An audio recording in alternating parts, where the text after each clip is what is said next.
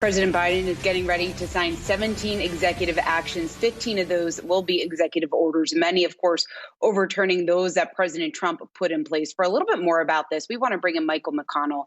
He is the author of The President Who Would Not Be King, Executive Power Under the Constitution, and also senior fellow at the Hoover Institution. And Michael, great to have you on the program. Of course, we're seeing this rising use, I should say, of executive orders. I guess, what are your thoughts on the use of executive orders, both by what we're expecting to see President Biden do later today, and then, of course, by President Trump during his administration, and then the constitutionality of the orders?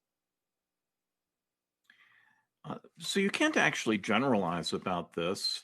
One reason why we've seen such a rise in the number of executive orders, really since I think George W. Bush was the administration that really made a change in this, is more political than legal. That is, when a president issues an executive order, it makes the policy come from the White House, from the president himself, rather than from the secretaries or the various parts of the administration.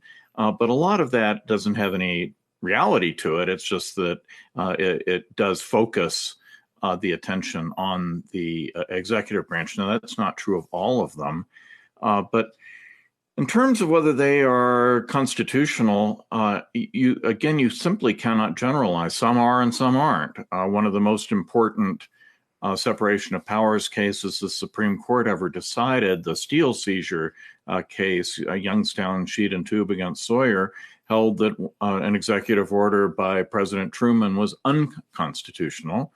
But, most of them are fine. It all depends on what their underlying authority is.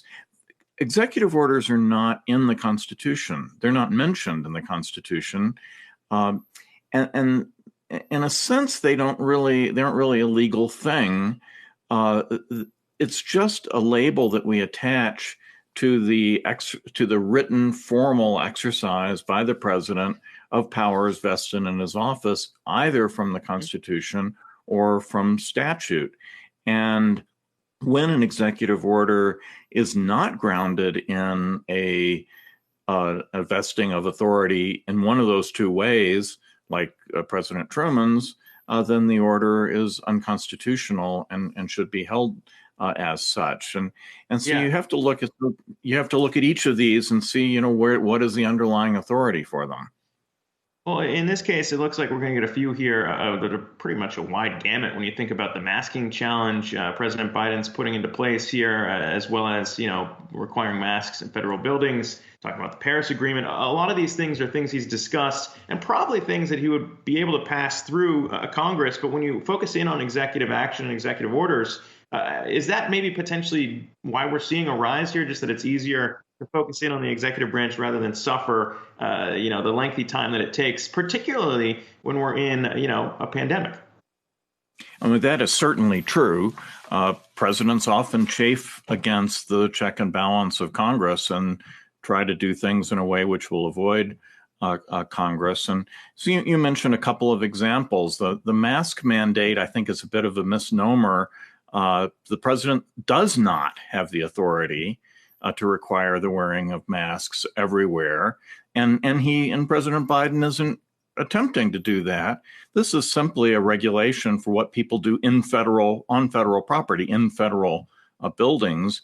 He does have that authority, but that's simply because it's federal property, just like a private property owner would be able to say, nobody can come in my building without a mask. So also the federal government, led by the president, is able to say that.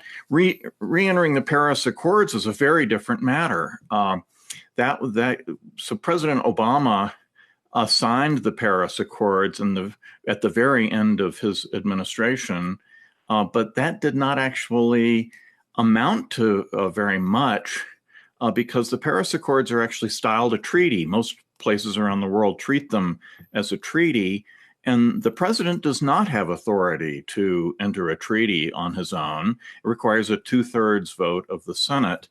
And President Obama did not think he could get 2/3 of the Senate back then. And it seems exceedingly unlikely that President Biden can get 2/3 of the Senate today. And so that gesture is going to be largely symbolic. Now, there may be some things that the Biden administration can do on the basis of existing statutes that would promote the goals of the Paris Accords, but he could do those without signing the Paris Accords. The Paris Accords essentially have nothing to do with it. On the other hand, his rejoining the World Health Organization is something he has the authority to do as president. That's part of the foreign affairs powers of the president. The president has authority to control communications with foreign governments, and part of that is deciding which international bodies we're going to be part of.